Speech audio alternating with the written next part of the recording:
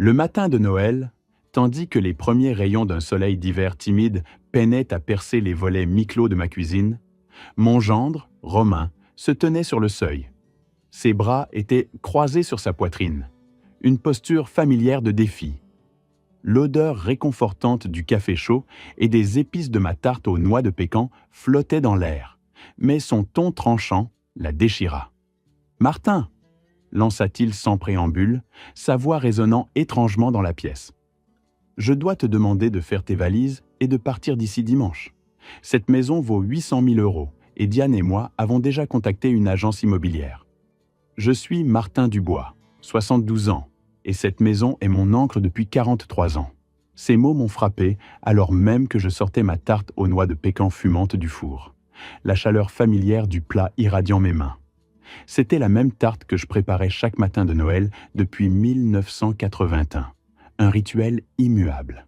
Cette cuisine, elle avait été le cœur battant de notre vie. C'est ici que j'avais vu grandir ma fille, Diane, où ses rires d'enfant résonnaient encore dans mon souvenir. C'est ici que ma femme, Éléonore, m'avait embrassé chaque matin pendant 4 décennies, avant que le cancer ne l'emporte, il y a 14 mois, laissant un vide abyssal. J'ai déposé la tarte sur la grille de refroidissement, un geste mécanique, mon regard glissant du dessert doré vers le visage parfaitement impassible de Romain. Son blazer sur mesure, d'une coupe impeccable, m'avait sans doute coûté plus que mon budget d'épicerie mensuel, et sa confiance en lui, cette assurance facile et rodée, était écrasante. Dans le silence soudain de la cuisine, la seule chose qui traversa mon esprit, la seule chose que mes lèvres purent articuler, fut un simple « d'accord, juste ça, d'accord », un mot vide, un bouclier. Romain cligna des yeux, une fraction de seconde, mais je l'ai vu. J'imagine qu'il s'attendait à une dispute, à une dignité blessée, ou à un effondrement silencieux qui l'aurait fait se sentir puissant et magnanime. Au lieu de cela, j'ai essuyé mes mains sur mon tablier. Le vieux tablier bleu avec les tournesols délavés qu'Éléonore m'avait offert en 1987, une relique d'un bonheur passé, et j'ai hoché la tête. « Je commencerai à faire mes valises demain », ai-je poursuivi d'une voix étonnamment calme. « La tarte sera prête dans une vingtaine de minutes si tu veux y goûter avant l'arrivée des invités. » Il m'a fixé, comme si je m'étais mis à parler une langue étrangère. Puis, il s'est ressaisi, a lissé ses cheveux foncés déjà impeccables d'un geste machinal, et a déclaré « Diane et moi ne mangeons plus de sucre raffiné. Et honnêtement, Martin, tu devrais penser à ta santé à ton âge. Les maisons de retraite ont d'excellents programmes diététiques. » Une maison de retraite. L'idée m'a serré l'estomac. J'avais 72 ans, pas 92. Je marchais 3 km chaque matin. Je faisais du bénévolat à la bibliothèque 2 fois par semaine. J'avais un club de lecture animé, un jardin luxuriant qui remportait régulièrement des prix, et j'avais même appris à utiliser un podcast le mois dernier. Ma vie était pleine, riche, active. Mais je n'ai rien dit de tout ça. J'ai juste esquissé un sourire, un peu trop figé, et j'ai répondu « J'y réfléchirai ». Ce que Romain ignorait, ce que personne ne savait, était sur le point de tout changer. Mais pour l'heure, le secret pesait lourd, une pierre froide au fond de ma poitrine. Les invités ont commencé à arriver vers 14 heures, brisant le silence tendu de la maison avec des éclats de voix joyeux et des rires francs. Ma salle à manger, transformée pour l'occasion, rayonnait, la grande table en chêne poli, dressée avec soin pour 17 personnes. J'avais passé les 2 derniers jours plongés dans les préparatifs. La dinde farcie aux herbes embaumait délicieusement la maison. La farce au marron et à la sauge de mon jardin. Le gratin de haricots verts crémeux. La purée de pommes de terre à la crème onctueuse. La sauce aux canneberges maison. La tarte à la patate douce dorée. Et, bien sûr, cette tarte aux noix de pécan que Romain avait si dédaigneusement rejetée. Chaque plat était un morceau de tradition. Diane est arrivée la première, l'air un peu tendu, accompagnée de Romain et de leur fils, Olivier. Mon petit-fils avait 6 ans et portait un petit blazer d'un bleu marine profond dont le prix devait sans doute dépasser ma facture de chauffage hivernale. Autrefois, Olivier se précipitait vers moi dès qu'il me voyait, ses petits bras tendus, un sourire éclatant. Il m'appelait « papy », avec une tendresse infinie. Aujourd'hui, Romain tenait fermement sa main, le dirigeant d'un mouvement subtil vers le salon. « Dis bonjour à Papy Martin » a instruit Romain, cette voix doucereuse qu'il adoptait lorsqu'il voulait paraître courtois. « Bonjour, Papy Martin » a répété Olivier, sa voix monocorde, presque mécanique, avant de lever les yeux vers son père, cherchant son approbation. Mon cœur s'est serré dans ma poitrine, une douleur vive. Quand mon petit-fils avait-il commencé à me traiter comme un étranger ? Le souvenir de ses rires innocents me brûlait les yeux. Mon frère Patrice est arrivé ensuite, son éternel sourire aux lèvres, accompagné de sa femme Carole. Puis les cousins de Diane, du côté d'Éléonore, des visages que je connaissais depuis toujours. Les Dubois étaient une grande famille. Nos voisins d'en face, les Martel, qui venaient partager notre Noël depuis 15 ans, ont franchi le seuil, apportant avec eux une bouteille de vin et des éclats de rire familiers. Le frère d'Éléonore, Richard, et sa femme Suzanne ont suivi. 17 personnes. 17 âmes emplissant ma maison de bruit, de rire et de l'odeur enivrante de la bonne cuisine. 17 personnes qui n'avaient aucune idée que Romain venait de me dire que j'étais sur le point d'être expulsé de ma propre maison, le foyer que j'avais bâti et chéri pendant plus de 40 ans. J'ai traversé l'après-midi comme si je me regardais d'en haut, une âme désincarnée flottant au-dessus de la fête. Je servais la dinde, remplissais les verres de vin et d'eau, posais des questions sur les emplois, les petits-enfants et les vacances, tout en maintenant un sourire figé. Patrice, mon frère, ne cessait de me lancer des regards inquiets. Il a toujours su me lire, mais j'ai persisté à sourire, esquivant habilement ses questions.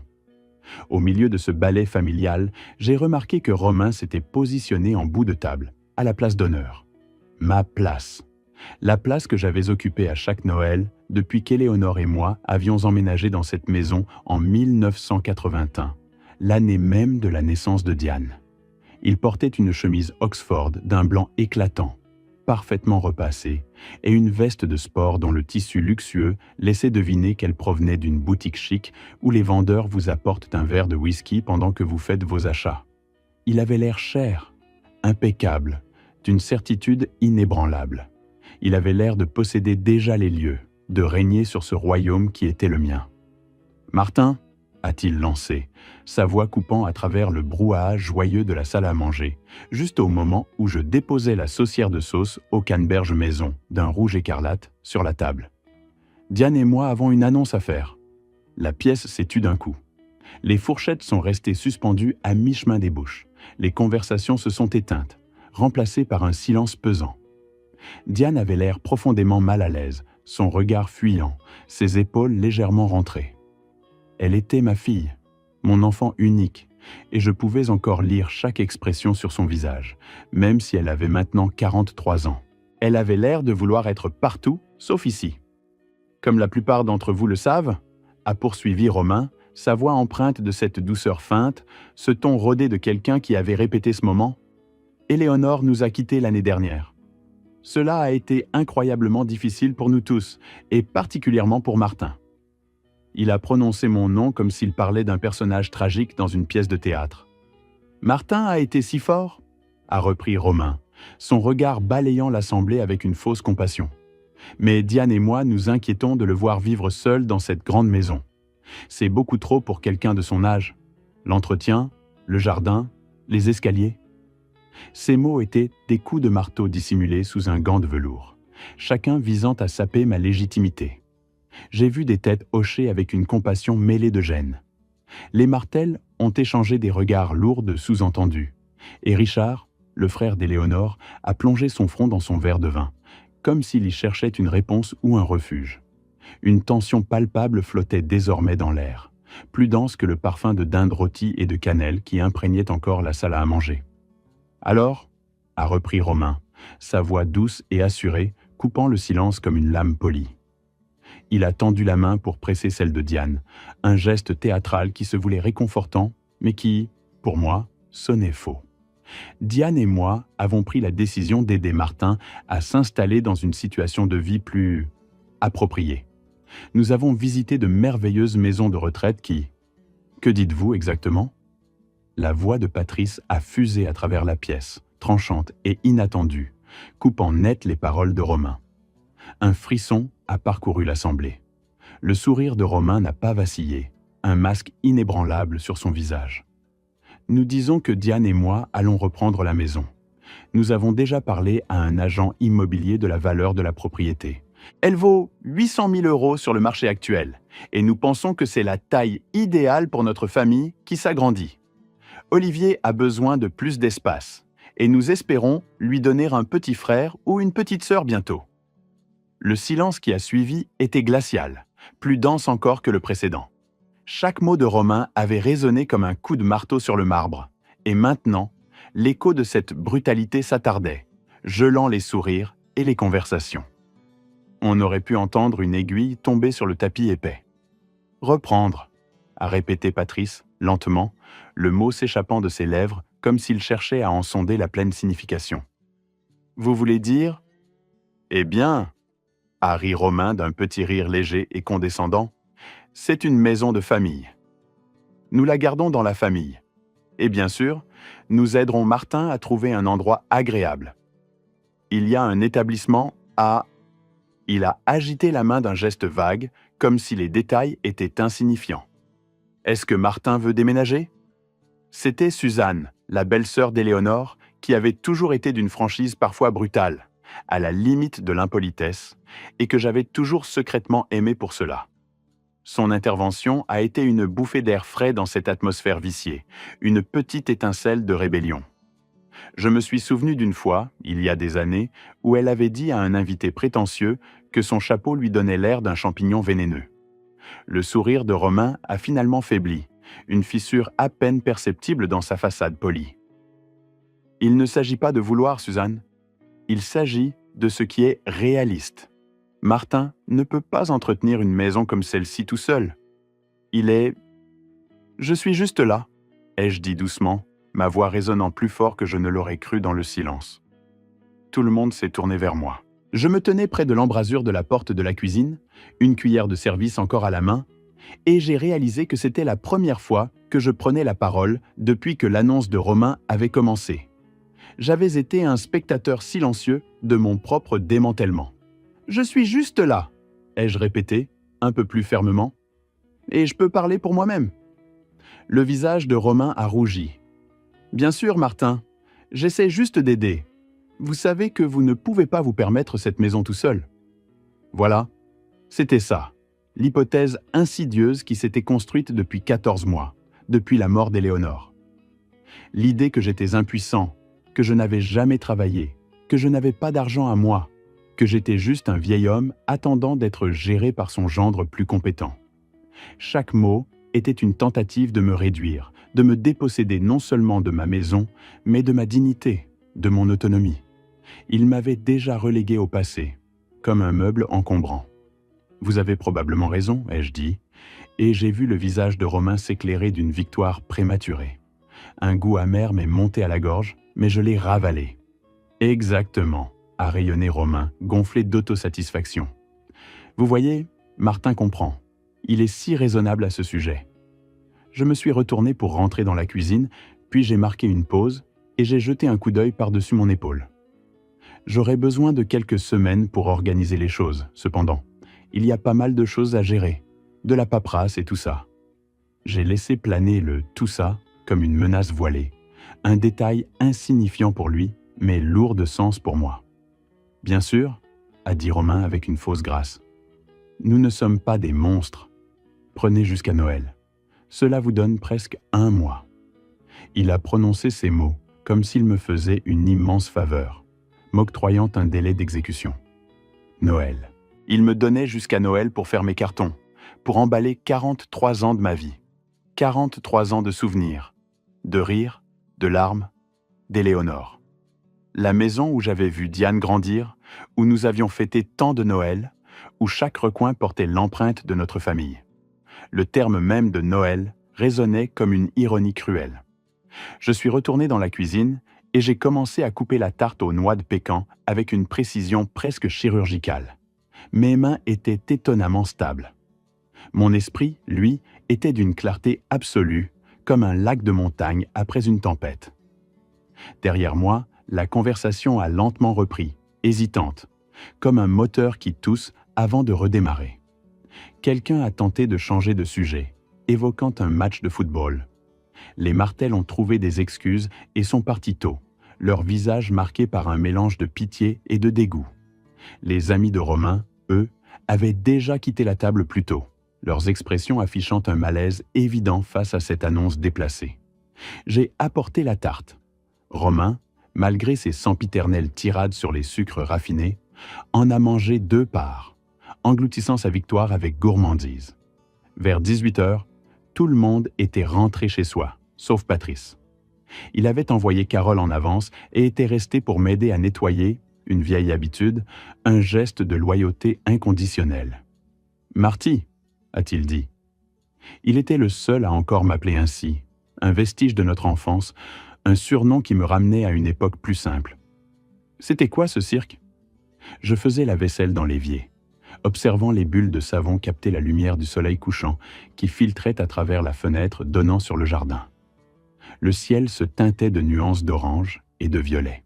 Dans cette lumière déclinante, je pouvais apercevoir mon jardin, les rosiers qu'Éléonore avait plantés pour notre 20e anniversaire de mariage, le potager que j'avais agrandi chaque année, le vieux chêne où nous avions accroché une balançoire pour Diane quand elle avait 3 ans. Tant de souvenirs, enracinés dans cette terre, dans ces murs.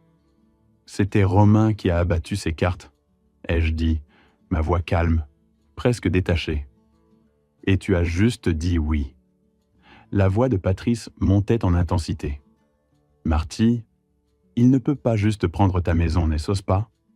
Je me suis tourné pour regarder mon frère. Il avait 75 ans, 3 ans de plus que moi, et son visage était rouge de colère pour moi. Une colère pure, désintéressée, qui me réchauffait un peu le cœur. Je suis veuf. Diane est ma seule héritière. La maison vaut presque 1 million d'euros. Pourquoi ne penserait-il pas qu'il peut la prendre? Parce que tu es vivant. Patrice a jeté le torchon sur le comptoir avec un claquement sec. Parce que c'est ta maison. Parce que tu as élevé sa femme ingrate. Et c'est... Il s'est arrêté, respirant difficilement, les yeux brillants d'indignation.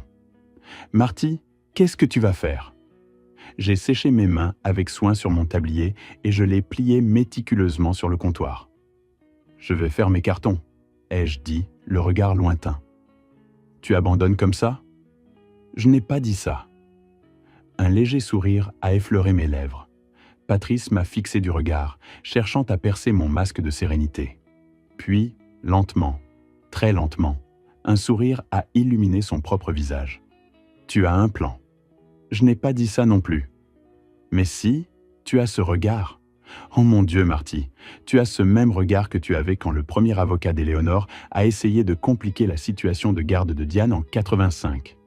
Tu avais ce même regard quand la ville a voulu modifier le zonage du quartier en 93. Il s'est approché, son excitation grandissant. « Qu'est-ce que tu prépares, Martin ?» J'ai pris ses mains dans les miennes, sentant la chaleur de son soutien indéfectible. « J'ai besoin que tu me fasses confiance. Tu peux faire ça ?» Mon frère m'a regardé longuement, ses yeux scrutant les miens, puis il a hoché la tête, une lueur de compréhension et d'anticipation dans le regard. « De quoi as-tu besoin ?»« J'ai besoin que tu ne poses aucune question pendant 2 semaines. Tu peux faire ça ? 2 semaines ? Peut-être 3. Et après ? Et après ? ai-je dit, un sourire énigmatique aux lèvres. Nous aurons un autre dîner de famille. Patrice m'a embrassé la joue avant de partir. J'ai verrouillé la porte et commencé ma déambulation habituelle dans les pièces sans allumer une lumière.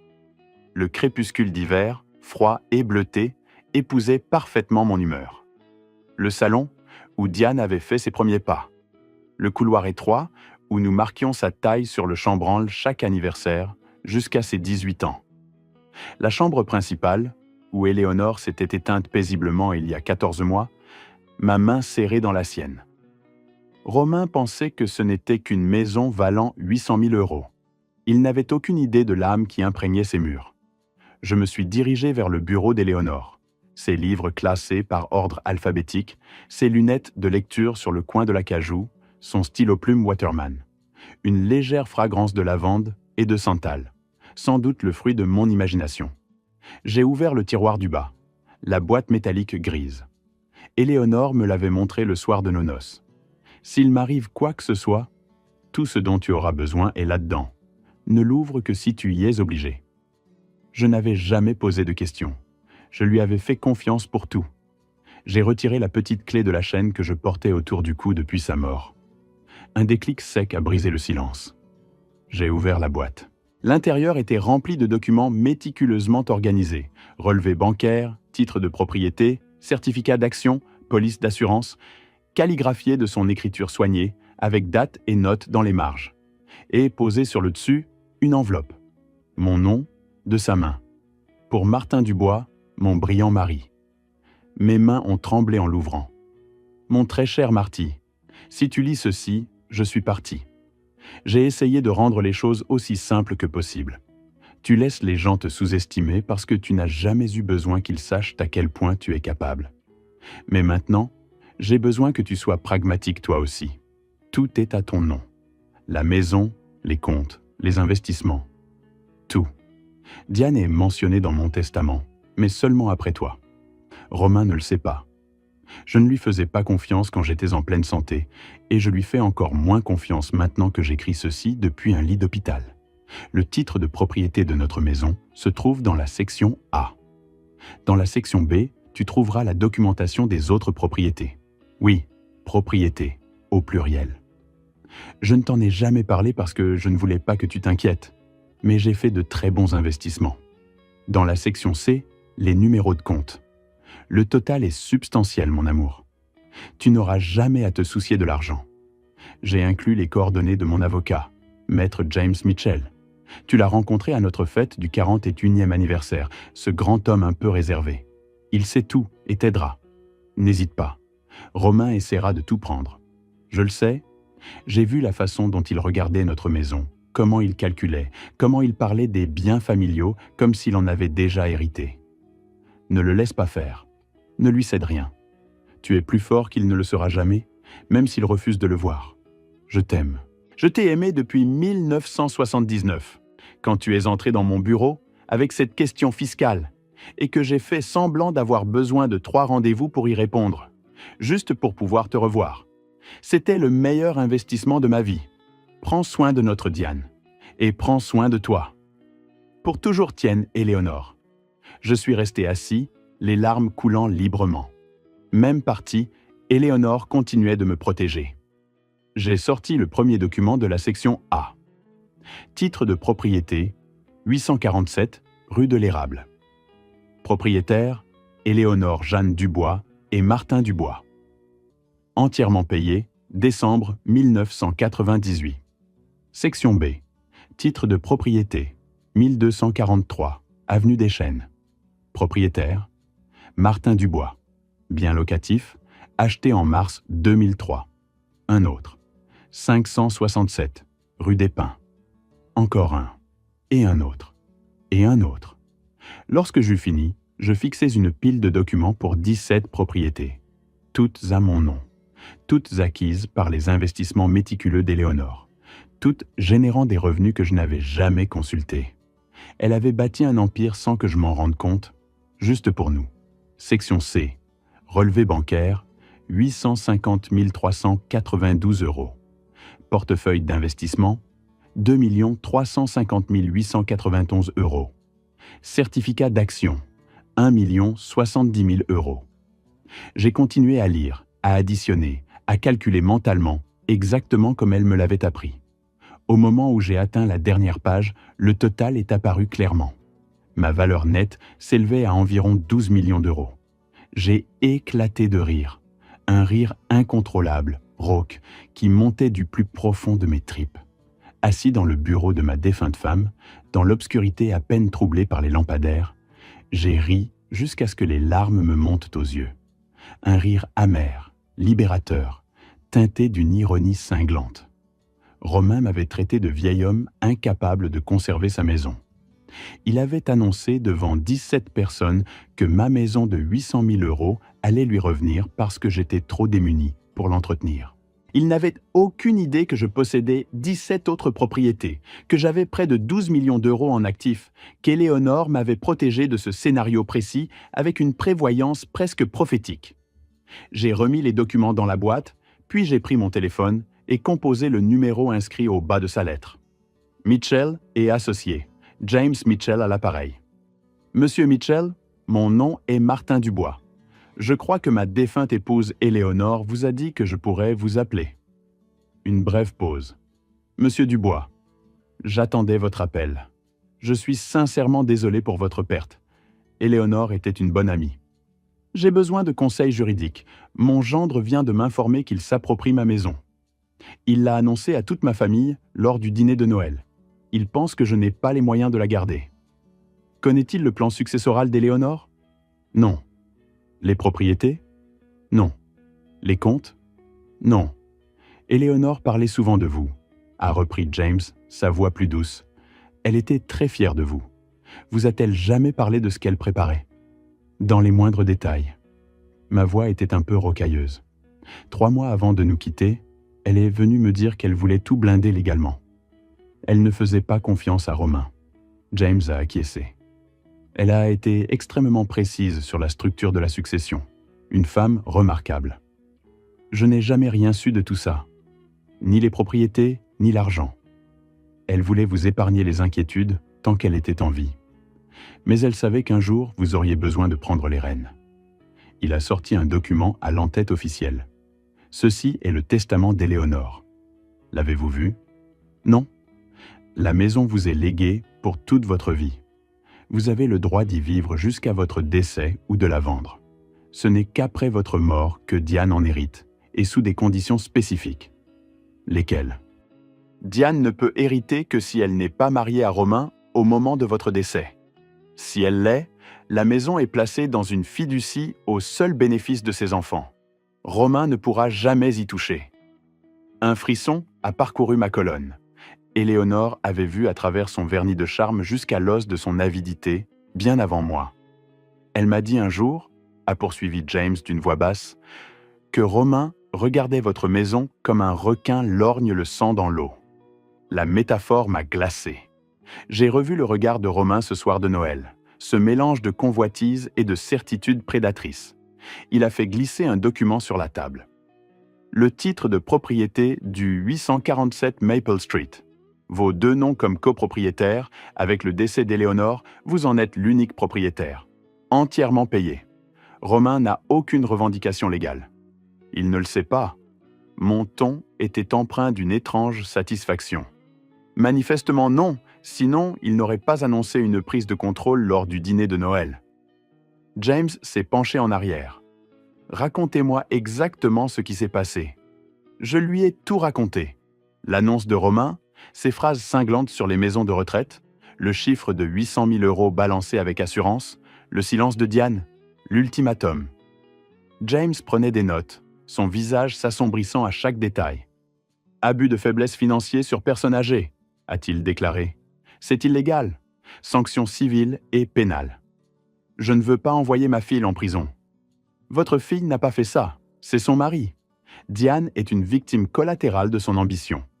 Il a sorti une pile de documents. Parlons du reste de vos actifs. Nous avons passé l'heure suivante à tout examiner. Éléonore avait tenu James informé de chaque achat, chaque investissement, chaque compte. L'ampleur de sa prévoyance me laissait stupéfait.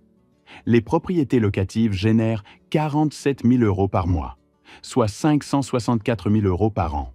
Le portefeuille d'investissement a augmenté de 8% par an en moyenne.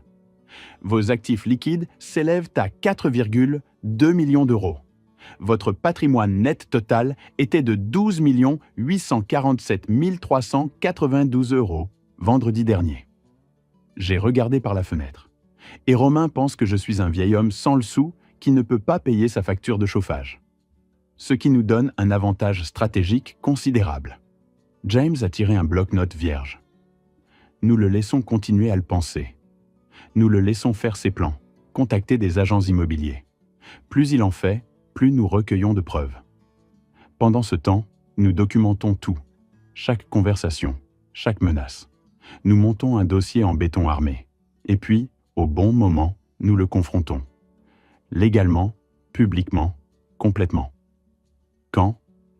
James a esquissé un sourire qui ne promettait rien de bon pour Romain. Au dîner de Noël, il vous a donné jusqu'à Noël pour déménager. Donnons-lui une surprise qu'il n'oubliera jamais. Je suis rentré avec un plan qui semblait à la fois audacieux et terriblement juste, et un petit enregistreur numérique glissé dans la main par Mitchell. Enregistrez chaque conversation avec Romain ou Diane. Cet état autorise l'enregistrement à une seule partie consentante. C'est légal. L'idée me serrait le cœur, mais la nécessité de protéger mon foyer primait. Cet après-midi-là, Romain a appelé. « Martin, j'espère que tu as commencé à faire tes cartons. Diane et moi sommes passés devant la maison. Les feuilles ont besoin d'être ratissées. Ça affecte la valeur de revente. » Mon pouce a trouvé le bouton de l'enregistreur. J'ai commencé à trier des choses. Bien, j'ai pris rendez-vous avec une entreprise de déménagement pour le 15 décembre. 2 semaines pour être complètement parti, directement vers la maison de retraite. C'est très efficace de ta part. Il faut bien que quelqu'un s'organise. Diane est trop sentimentale. Elle voulait te laisser jusqu'au printemps. Mais j'ai dit qu'on devait penser à l'avenir d'Olivier. Cette maison aurait dû être la nôtre depuis des années. Éléonore s'est accrochée à tout ça bien trop longtemps. Tu n'as jamais travaillé, tu n'as jamais contribué financièrement. Tu n'étais qu'un homme au foyer. Et maintenant qu'Éléonore est partie, tu dois être réaliste. Cette maison est le seul bien que tu possèdes, et Diane mérite son héritage. Un homme au foyer. Le terme, prononcé avec un tel mépris, balayait des décennies de ma vie. Éléonore elle-même avait toujours dit que je travaillais plus dur qu'elle. Ce n'était pas un rôle passif, c'était un choix de vie partagé, un pilier sur lequel notre bonheur était bâti. « Je vois », ai-je murmuré. « Je suis content que tu sois raisonnable. Oh, et Martin, quand tu feras tes cartons, ne prends aucun meuble. La maison se vendra mieux meublée par des professionnels. Ces vieux meubles ne tiendront pas dans un appartement de maison de retraite. Nous en ferons don et déduirons les impôts. » Il a raccroché, sans attendre de réponse. Le voyant rouge de l'enregistreur clignotait sur la table basse, témoin silencieux. Ne prends aucun meuble.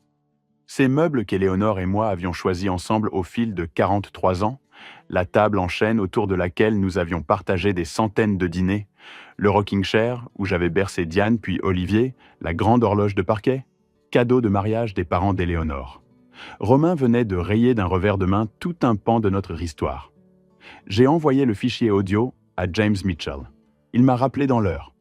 Parfait. Il établit clairement son intention de vous priver de vos biens. Continuez d'enregistrer. Le lendemain, je me suis rendu à ma banque. Le directeur connaissait Éléonore et moi depuis plus de 30 ans. Il m'a regardé avec une expression surprise lorsque je lui ai demandé les relevés de tous les comptes à mon nom. « Monsieur Dubois, êtes-vous certain ? Il y a un certain nombre de comptes. » Son sourcil s'était levé, trahissant un léger étonnement. 45 minutes plus tard, je ressortais avec un dossier d'environ 3 cm d'épaisseur. Le poids des documents dans mes mains était lourd, étrangement symbolique. Je me suis assis dans ma voiture, garée sur le parking de la banque, le moteur coupé, le silence seulement rompu par le bruissement des pages. J'ai commencé à les parcourir, page après page, le cœur battant la chamade. Compte courant à la Première Banque nationale de la Rivière, 87 392 €. Compte d'épargne à la Première Banque nationale de la Rivière, 760 000 €. Compte de marché monétaire à la Première Banque nationale de la Rivière, 1 200 000 €. Compte d'investissement chez Hartford Securities, 2 347 891 €. Compte de retraite chez Hartford Securities, 1 847 293 €. Je continuais à découvrir des comptes dont j'ignorais l'existence. Chacun portait mon nom, Martin Dubois, comme unique propriétaire. Chacun avait été géré avec une précision méticuleuse par Éléonore, s'accumulant régulièrement au fil des décennies. Elle, qui semblait si absorbée par son jardin et nos projets familiaux, avait manifestement mené une vie financière parallèle, un jardin secret de chiffres et d'investissements. Une vague de tendresse et d'admiration m'a submergé. Elle avait tout fait pour moi, pour nous, sans jamais un mot, juste par amour et prévoyance. Au milieu des relevés, j'ai trouvé des dépôts automatiques de 47 000 € arrivant chaque mois d'une entité appelée Gestion immobilière Dubois, SARL. Le revenu locatif dont James avait parlé. J'ai conduit jusqu'à l'adresse indiquée. C'était un petit bureau dans un centre commercial, coincé entre un pressing et un cabinet fiscal. Une femme d'une cinquantaine d'années, aux cheveux poivre et sel, était assise à un bureau jonché de dossiers. Je suis Martin Dubois. Je crois que ma défunte épouse, Éléonore, était propriétaire de cette entreprise. Son visage a changé instantanément. Monsieur Dubois, je suis tellement désolé. Je suis Linda Chenard, la gestionnaire immobilière. Êtes-vous ici pour vendre les propriétés?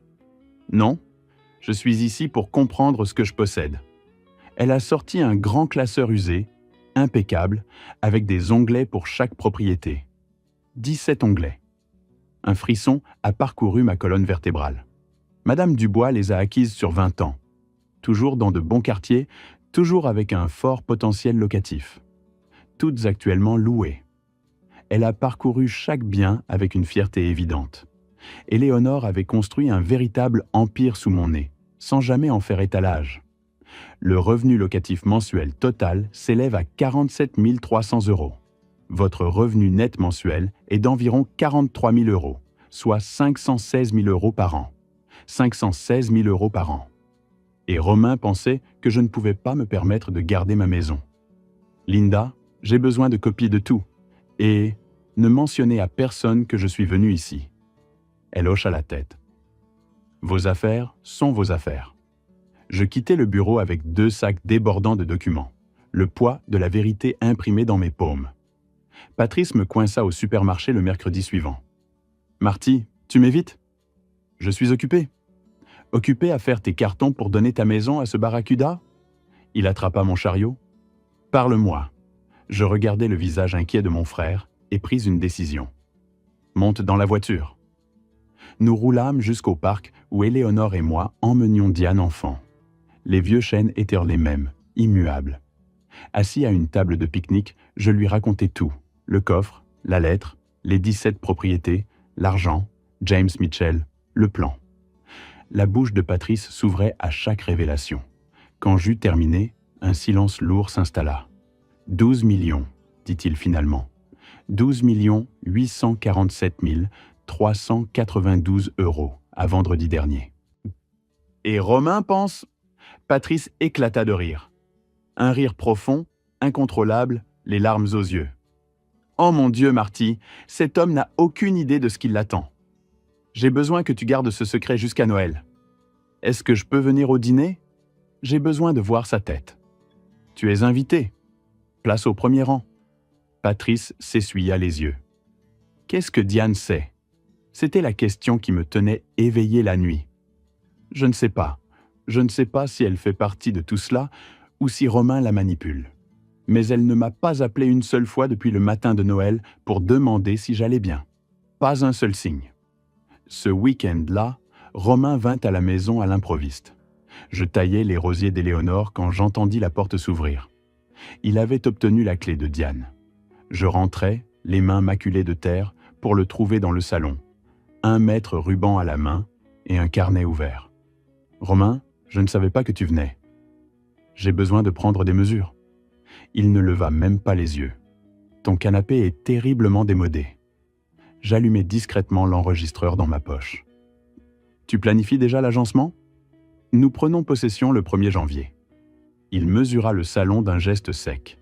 « Canapé d'angle ici, et nous allons abattre ce mur pour ouvrir sur la cuisine. Tout l'aménagement est si cloisonné et désuet. » Il se déplaça vers la cheminée. « Ça devra partir. Les cheminées à gaz sont plus efficaces. Et nous remplacerons le parquet par du carrelage chauffant. » Il décrivait la démolition de tout ce qu'Éléonore et moi avions construit, choisi ensemble, chaque souvenir incrusté dans ses murs. C'était comme s'il arrachait des pages de notre histoire. « Cela semble cher », réussis-je à articuler. « Oh, ça le sera. Probablement 200 000 € pour la rénovation complète, mais la maison vaudra 1,2 million d'euros une fois que nous aurons fini. C'est donc un bon investissement. » Il me sourit, un sourire condescendant qui ne manquait pas de venin. « Tu vois, Martin, c'est pourquoi tu n'aurais jamais pu entretenir cet endroit. Tu ne comprends pas la valeur des propriétés et les investissements. Tu n'as jamais eu à penser à ces choses du vivant d'Éléonore. Je me mordis la langue si fort que je sentis un goût métallique de sang. La douleur physique était un exutoire bienvenu pour la fureur qui montait en moi. Romain continua à prendre des mesures pendant encore 28 minutes, griffonnant des notes sur l'abattage des murs, la modernisation des salles de bain et le remplacement des placards de cuisine. Il parlait de la maison comme si elle était déjà la sienne, comme si j'avais déjà déménagé, comme si mes 43 années passées ici n'avaient jamais existé. Quand il partit enfin, laissant derrière lui un vide bruyant, je m'assis sur mon canapé démodé, dans mon salon désuet, et écoutais l'enregistrement. Chaque mot de Romain était une flèche empoisonnée, mais aussi une preuve irréfutable. Puis j'appelai James Mitchell et lui envoyai le fichier audio. Elle établit une intention claire de vous priver définitivement de votre propriété, dit James, puis il se corrigea. Il le fait. Il planifie des rénovations, il a un calendrier, il traite la maison comme la sienne. C'est une excellente preuve, Martin. Comment allez-vous? Je suis en colère. La simplicité de ma réponse ne disait rien de la tempête qui faisait rage en moi. Bien, utilisez cette colère, mais restez calme devant lui. Laissez-le continuer à parler. Plus il en dit, plus notre dossier devient solide. Le lundi de la 3e semaine, je rencontrai le comptable d'Éléonore, Harold Jang. Le bureau d'Harold se trouvait dans le même immeuble que celui de James Mitchell, 2 étages plus bas. L'ascenseur, silencieux et rapide, me déposa dans un couloir impeccable. Harold était plus jeune que je ne l'avais imaginé, peut-être 45 ans, avec des lunettes fines posées sur le nez et un nœud papillon impeccablement noué. Son bureau était ordonné, rempli de classeurs et d'écrans d'ordinateur, l'air imprégné d'une odeur de papier et d'encre. « Monsieur Dubois, je suis si heureux que vous soyez enfin venu me voir. Je gère vos comptes depuis le décès de Madame Dubois, mais je n'étais pas certain que vous examiniez les relevés que je vous envoyais. » Sa voix était professionnelle, mais teintée d'une pointe de soulagement. « Je ne les examinais pas. Je ne savais pas qu'ils existaient avant il y a 2 semaines. » La gêne me pinça un peu, mais la vérité devait être dite. Il parut surpris, ses sourcils se haussant derrière ses lunettes. « Madame Dubois ne vous a pas parlé des comptes? Elle voulait me protéger. Elle ne voulait pas que je m'inquiète. » Le regret de son silence, si bien intentionné, me traversa. « Eh bien ?» Harold fit apparaître quelque chose sur son ordinateur d'un mouvement fluide. « Laissez-moi vous montrer de quoi vous n'avez pas besoin de vous inquiéter. » L'écran s'illumina, révélant une feuille de calcul avec des dizaines de lignes, chacune représentant une parcelle de cette fortune cachée. « Monsieur Dubois, vos actifs totaux s'élèvent à 12 891 847 €, en hausse par rapport à la semaine dernière. Le marché a connu une excellente semaine. Vos dépenses mensuelles sont de 3 200 €. Vos revenus locatifs nets, 43 000 € par mois. Vous générez environ 40 000 € de flux positifs mensuels. Vous pourriez vivre de ce seul revenu sans jamais toucher à votre capital. » Les chiffres résonnaient dans le bureau impeccable d'Harold. Mon esprit tentait d'en saisir l'ampleur. 12 891 000. Éléonore. Toujours Éléonore. Alors, quand Romain dit que je n'ai pas les moyens de garder ma maison, Harold sourit. « Monsieur Dubois, vous pourriez acheter 10 maisons comme la vôtre, comptant. Vous êtes l'un de mes clients les plus fortunés. Harold, j'ai besoin de relevés détaillés pour tout, chaque compte, chaque propriété, chaque investissement. Imprimés et reliés. Des preuves incontestables. Pour le tribunal? Peut-être. Ou pour une réunion de famille? Je peux avoir ça vendredi. » Le mercredi suivant, Romain appela. « Martin, les déménageurs sont prévus pour le 15. Tu as fait tes cartons? » « J'y travaille. » Mon pouce trouva le bouton de l'enregistreur. « Il faut travailler plus vite. L'entrepreneur vient le 17 pour commencer la démolition. J'ai aussi trouvé une maison de retraite. Les jardins du crépuscule. 3 200 € par mois pour un studio. Tu peux te permettre ça avec ta pension? 3 200 €. Exactement mes dépenses mensuelles. Il avait dû appeler en prétendant se renseigner pour son propre père. Je pense que je peux me débrouiller. Vraiment? Ta pension, c'est quoi, 1800 euros? Où trouves-tu les 1400 restants? J'ai quelques économies. Oh, Martin, sa voix dégoulinait de condescendance. Ne mens pas pour sauver la face. Éléonore s'occupait de tout, et maintenant elle est partie. Ce n'est pas grave d'accepter de l'aide. C'est à ça que sert la famille. La famille. Cet homme qui essayait de me voler ma maison. Merci pour ton inquiétude. Je vais très bien. Quand tu n'auras plus d'argent dans quelques mois, ne viens pas pleurer auprès de Diane. Nous ne sommes pas une banque. Il raccrocha. J'écoutai l'enregistrement 3 fois, puis l'envoyai à James Mitchell. Sa réponse fut immédiate.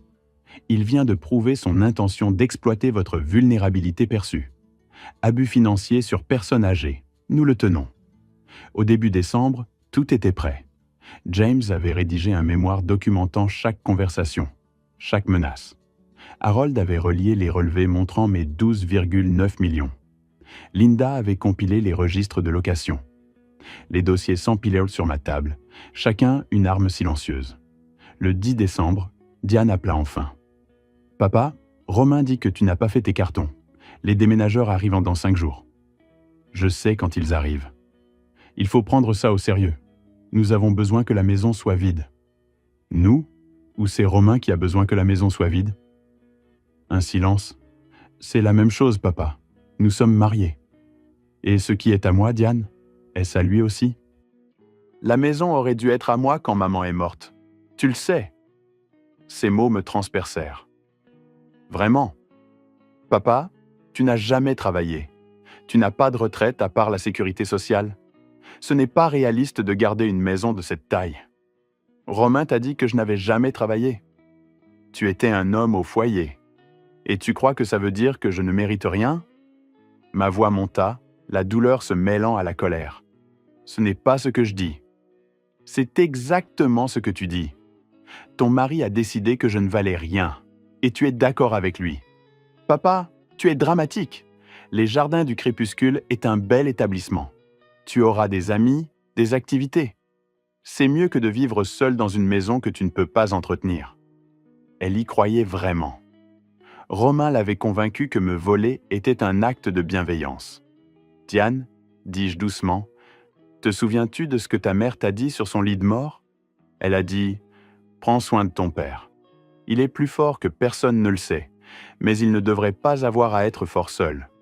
Tu te souviens? » Oui. Un murmure. « Est-ce que c'est ça, prendre soin de moi? Papa, je te verrai à Noël. Nous en parlerons à ce moment-là. » Je raccrochai. Le 15 décembre, les déménageurs arrivèrent. 2 hommes en combinaison, flanqués de Romain et son dossier sous le bras. « Messieurs, vous pouvez commencer par le salon. »« Je suis désolé, » dis-je d'une voix posée, mais je n'ai engagé aucun déménageur. Le visage de Romain vira au rouge.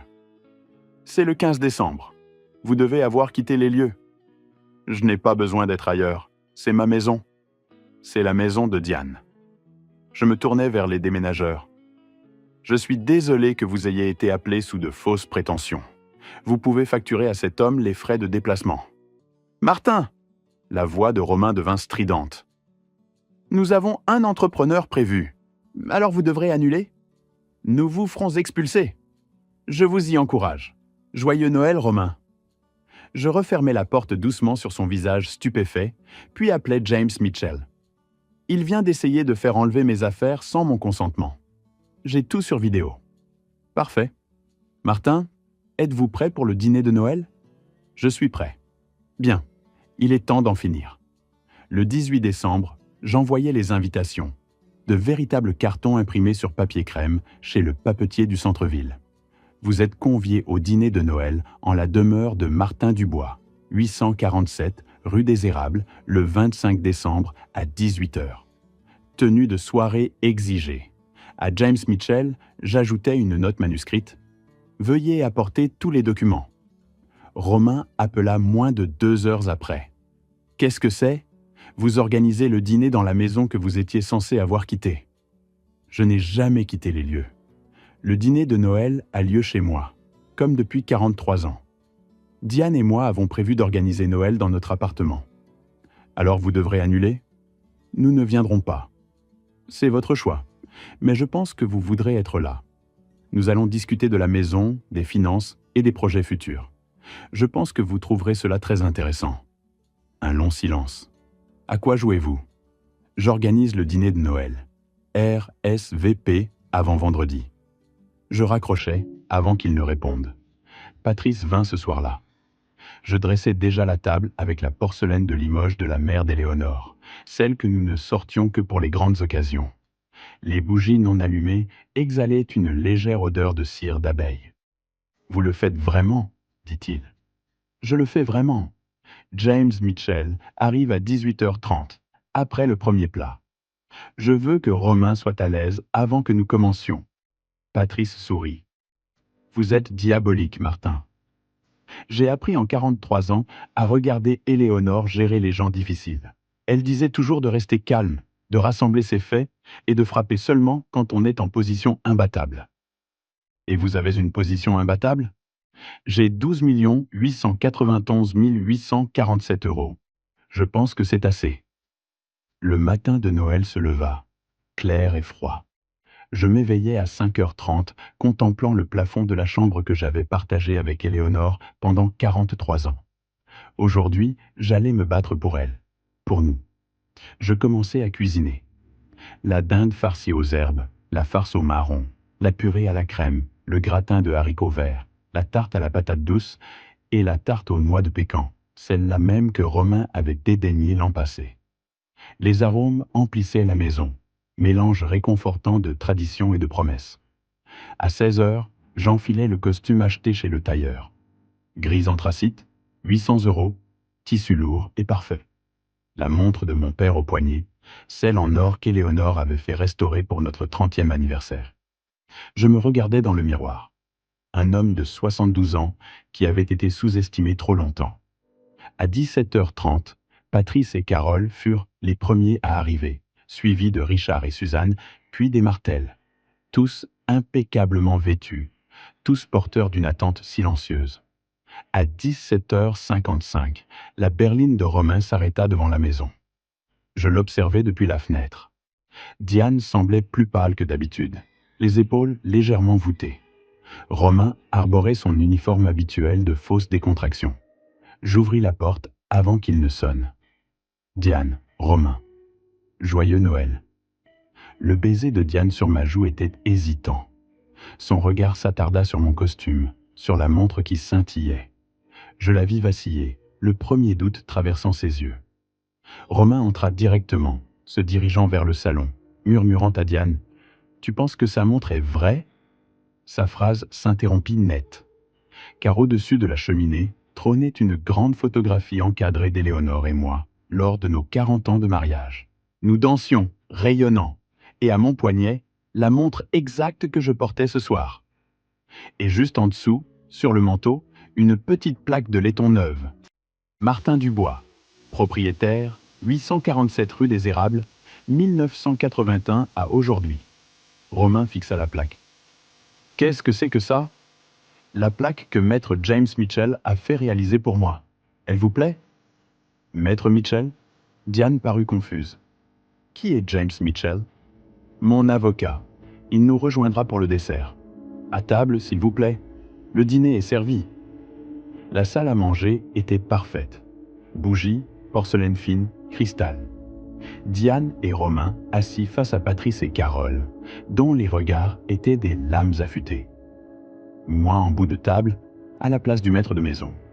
La chaise d'Éléonore, à l'autre extrémité, vide, celle que James occuperait. Nous commençâmes par la soupe au potimarron. La conversation était tachée, maladroite. Tout le monde, sauf Diane et Romain, savait ce qui allait se produire. Romain ne cessait de jeter des coups d'œil vers la chaise vide. « Quelqu'un d'autre nous rejoint ?» demanda-t-il finalement, sa voix un peu trop forte dans le silence feutré. « Mon avocat, comme je l'ai mentionné. Il sera là pour le dessert. » Ma réponse était d'une simplicité désarmante, mais elle portait le poids d'une intention. « Pourquoi votre avocat vient-il au dîner de Noël, papa ?» demanda Diane, sa voix empreinte d'une inquiétude grandissante. Elle ne comprenait pas, et cette incompréhension la rendait vulnérable. Parce que nous avons des affaires de famille à discuter, répondis-je, mon regard clair, sans ciller. Romain posa sa cuillère à soupe avec un claquement sec et bruyant qui brisa l'apparente sérénité. Si c'est à propos de la maison... La menace était à peine voilée. Oh, c'est absolument à propos de la maison, lança Patrice avec une fausse jovialité, un sourire narquois aux lèvres. Entre autres choses. Il avait toujours su me défendre, mon frère. Les yeux de Romain se plissèrent, son visage se durcissant. Patrice, ceci est une affaire entre Martin et Diane. Cela ne vous regarde pas. Quand quelqu'un essaie de voler la maison de mon frère, cela devient mon affaire, répliqua Patrice, le ton ferme. Voler ? La voix de Romain se tendit, presque un sifflement. Nous ne volons rien. Diane a droit à... Gardons cette discussion pour le dessert, l'interrompis-je calmement, ma voix coupant court à la montée de tension. J'aimerais d'abord profiter du repas. Richard, comment va votre petit-fils à l'université ? La question était une encre jetée dans le tumulte, un rappel à la bienséance, à la tradition. Nous traversâmes ainsi la dinde farcie aux herbes, la farce au marron et à la sauge, les plats d'accompagnement. Chaque bouchée semblait lourde, chaque gorgée difficile. Je servais et débarrassais les assiettes comme si de rien n'était, comme si ce n'était qu'un dîner de Noël ordinaire, rythmé par les éclats de rire et les confidences. Mais la tension dans la pièce était si épaisse qu'on aurait pu la couper au couteau, une chape invisible pesant sur chaque convive.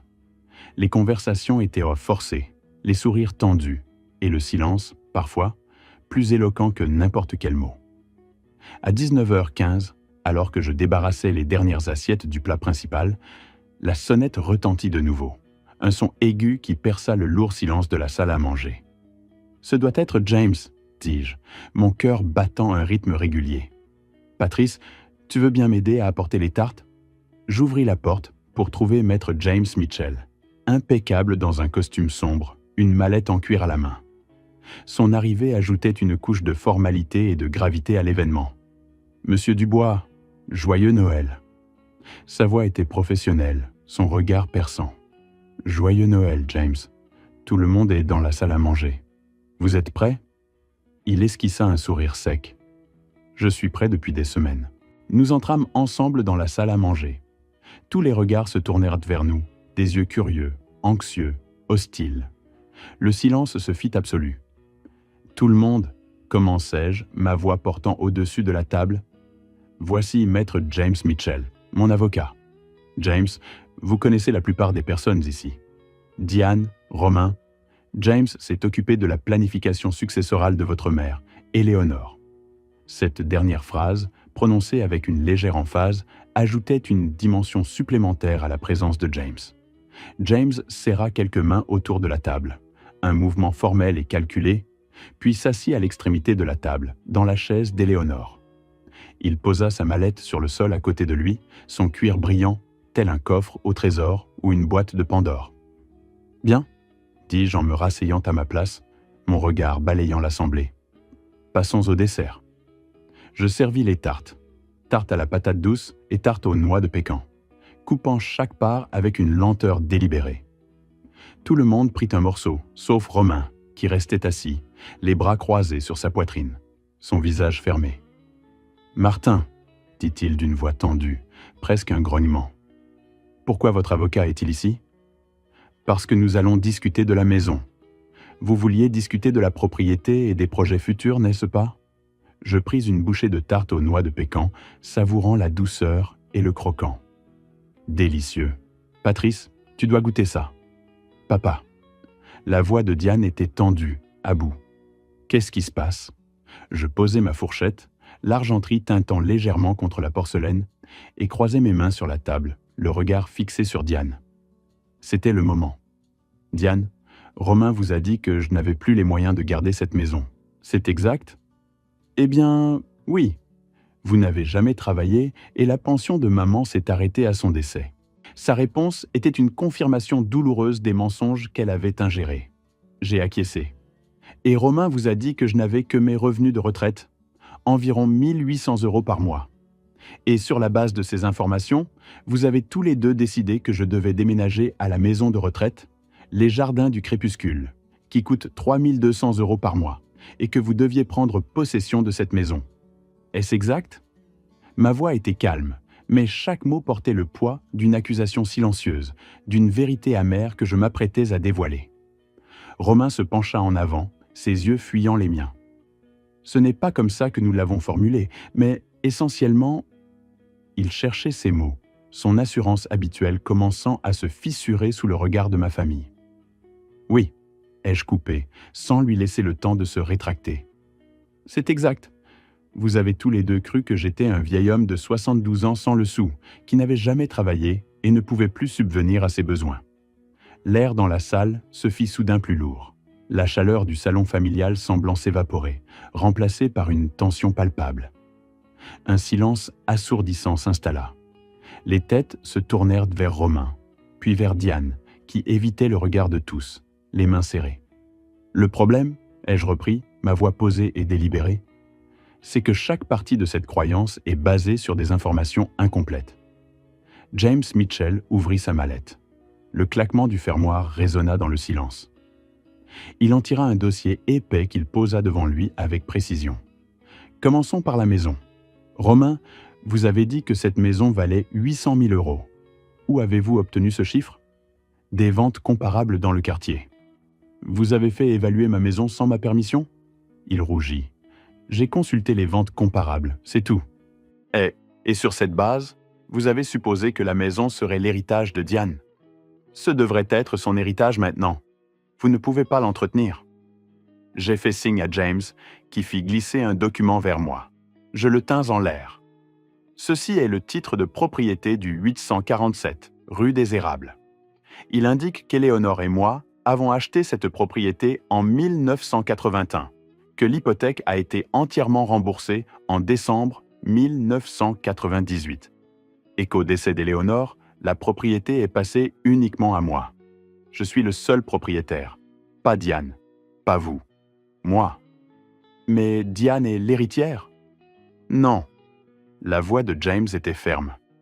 Selon le testament de Madame Dubois, que j'ai rédigé et déposé au tribunal des successions il y a 14 mois, cette propriété reste à Monsieur Dubois pour le restant de sa vie. Elle ne revient à Diane qu'à son décès, et seulement sous des conditions spécifiques. Quelles conditions ? Demanda Diane d'une voix à peine audible. La condition est que vous ne soyez pas marié à Romain au moment du décès de votre père. Si vous l'êtes, la maison est placée dans une fiducie au seul bénéfice de vos enfants, avec Patrice comme administrateur. Romain ne pourra jamais en revendiquer la propriété. Le silence qui s'ensuivit était écrasant. On entendait le tic-tac de l'horloge grand-père dans le couloir.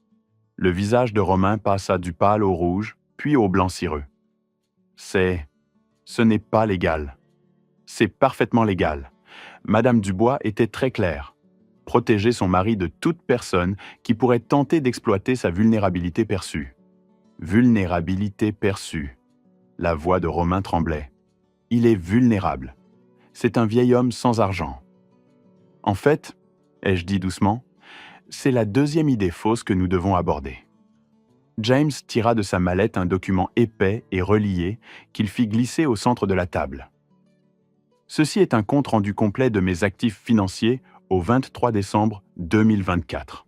Romain, vous avez supposé que je n'avais que mes revenus de retraite, environ 1 800 € par mois. C'est exact ? Il hocha la tête, muet. Mon revenu mensuel est de 45 000 €. Retraite, plus revenu locatif des propriétés que je possède ? Diane leva brusquement la tête. Des propriétés ? Quelles propriétés ? J'ai tourné la page et les ai lues à voix haute. Une par une. Les 17 propriétés locatives. Toutes achetées par Éléonore sur 20 ans, toutes à mon seul nom. Chaque adresse que j'énumérais était une pierre supplémentaire dans la forteresse que ma femme avait bâtie autour de nous. Au moment où j'eus terminé, Romain serrait le bord de la table si fort que ses phalanges étaient blanches. 17 propriétés, revenus locatifs mensuels nets, 40 et 1 000 €. Retraite, 2 000 €.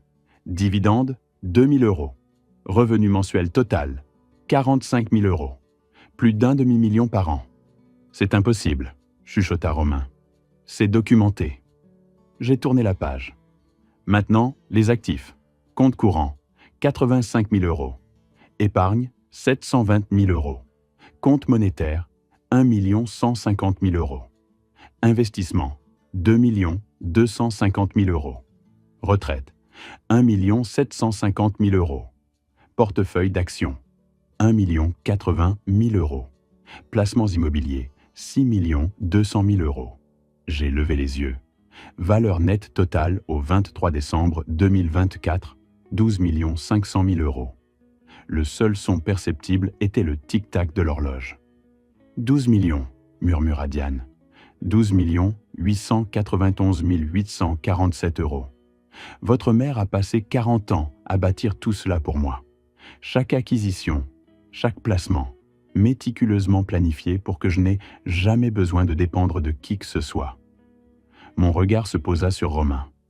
Elle savait que quelqu'un pourrait supposer qu'un homme qui restait à la maison n'avait aucune valeur. Alors elle s'est assurée que j'ai les trois. Valeur, actif, pouvoir. Romain tremblait. Vous m'avez laissé croire? Je vous ai laissé me montrer exactement qui vous êtes. Vous avez supposé que j'étais sans valeur parce que je ne travaillais pas en dehors de la maison, que j'étais ignorant parce que j'avais laissé ma femme gérer les finances, que j'étais impuissant parce que j'ai 72 ans et que je suis veuf. Je me suis levé, posant les mains à plat sur la table. Et sur la base de ces suppositions, vous avez tenté de voler ma maison. Vous avez annoncé devant ma famille que vous alliez la prendre. Vous avez programmé des déménageurs sans ma permission, engagé des entrepreneurs pour démolir des murs, mesuré pour des meubles, traité ma maison comme si elle était déjà la vôtre. Nous essayons de vous aider. M'aider? J'ai sorti mon téléphone. Sa voix a rempli la pièce. Vous n'avez jamais travaillé. Vous n'étiez qu'un homme au foyer. Maintenant qu'Éléonore est partie, vous devez être réaliste. Silence. Quand vous serez à court d'argent, ne venez pas pleurer auprès de Diane. Nous ne sommes pas une banque. Silence. Vous êtes un vieil homme sans argent.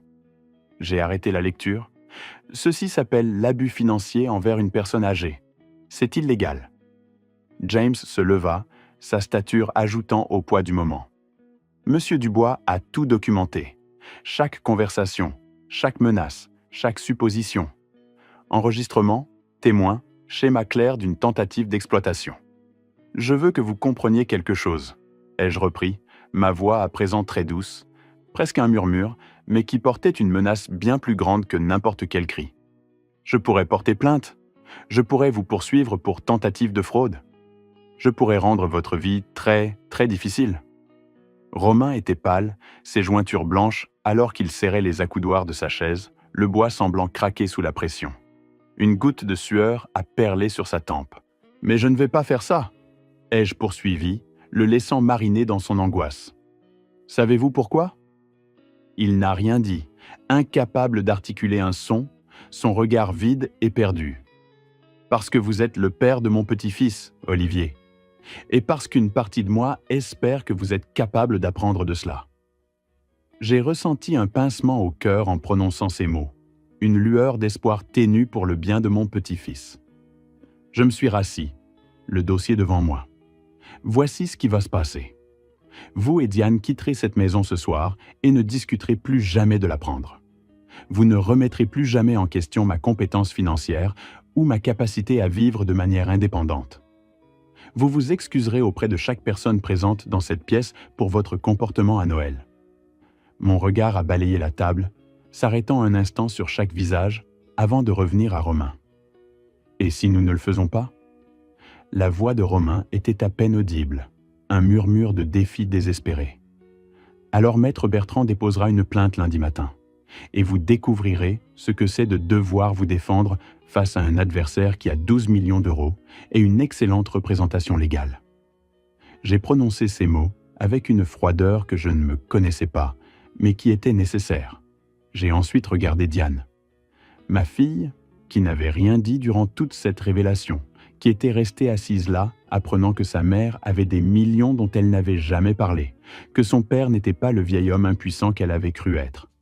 Ses yeux étaient rouges, ses joues mouillées de larmes silencieuses. La trahison sur son visage était aussi profonde que la surprise. Je me souvenais de son rire d'enfant, si léger, si insouciant, Où était-il passé? Diane, ai-je dit doucement, la douleur perçant ma voix. Je suis déçu de toi, pas d'avoir épousé Romain. Les gens épousent parfois la mauvaise personne. Mais de l'avoir cru quand il a dit que j'étais sans valeur. De ne pas m'avoir appelé une seule fois après Noël pour demander si j'allais bien. D'avoir laissé ton mari intimider ton père. Papa, je ne savais pas, a-t-elle murmuré, sa voix brisée par les sanglots. Tu ne savais pas parce que tu n'as pas demandé. Tu as supposé, tout comme lui. Ses larmes coulèrent plus vite maintenant, mais mon cœur était devenu une pierre face à sa détresse. Je me suis levé à nouveau. Je pense qu'il est temps pour vous deux de partir. Tous les autres sont les bienvenus pour un café. Diane, Romain, vous devez partir maintenant. L'air était devenu glacial entre nous. Ils se sont levés, leur mouvement lent, chargé de défaite. Romain semblait vidé, son arrogance balayée, ne laissant qu'une coquille vide. Diane pleurait silencieusement, ses épaules secouées par des hoquets étouffés. À la porte, elle s'est retournée, son visage déformé par le chagrin. « Papa, je suis désolé. Je suis tellement désolé. J'aurais dû... » « Je sais, » ai-je dit, adoucissant légèrement ma voix. Mais maintenant, une distance s'était installée, une barrière invisible. « Nous parlerons plus tard. Mais pas ce soir. Ce soir, je veux profiter de Noël avec des gens qui m'apprécient vraiment. » J'ai fermé la porte derrière eux, le claquement sourd résonnant dans le vestibule, marquant la fin d'une ère et le début d'une autre. Un soupir collectif a traversé la pièce, et j'ai senti une tension immense se relâcher. 6 mois plus tard, je me suis réveillé par un doux matin de juin. La lumière du soleil inondant ma chambre à travers la fenêtre ouverte. L'air était léger, parfumé par le chèvrefeuille du jardin. La maison était calme. Ma maison. Le 847, rue des Érables, possédé par Martin Dubois, habité par Martin Dubois, entretenu par le revenu mensuel de Martin Dubois de 47 000 €. Un sentiment de paix profonde m'a envahi. Le silence n'était plus vide, mais empli de sérénité. J'ai préparé mon café, le doux arôme se répandant dans la cuisine, et je l'ai emporté dans le jardin. Les roses qu'Éléonore avait plantées étaient en pleine floraison, leurs pétales veloutés d'un rouge profond, comme le jour où nous les avions choisis ensemble, il y a si longtemps. Le potager prospérait, les tomates promettant une récolte abondante.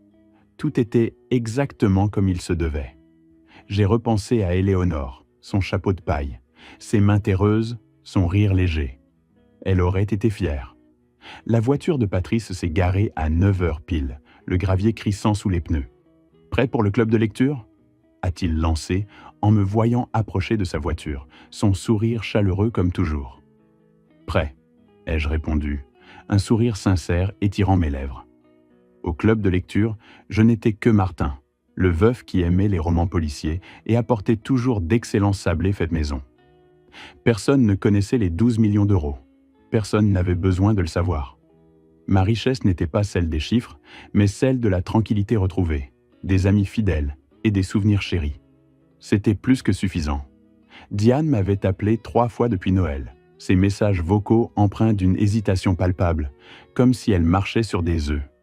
Nous avions pris un café une fois, dans un petit établissement discret du centre-ville, où les tables étaient si proches qu'il fallait baisser la voix. L'ambiance était tendue, lourde d'un non-dit, et le silence entre nos gorgées amères était plus éloquent que n'importe quelle conversation. Elle s'était excusée, les yeux rougis, pour le rôle qu'elle avait joué, ou plutôt n'avait pas joué, dans cette mascarade orchestrée par Romain. Et j'avais accepté, non sans une pointe de douleur persistante au fond de moi, mais avec la sincérité d'un père qui pardonne. La reconstruction de notre lien était lente, fragile, comme une vieille porcelaine recollée pièce par pièce. Mais nous avancions. Olivier était venu me voir 2 fois, sans Romain, que je n'avais pas revu depuis cette nuit de Noël glacial. Ces visites étaient de petits rayons de soleil, des bulles de rire qui résonnaient de nouveau dans les couloirs de la maison.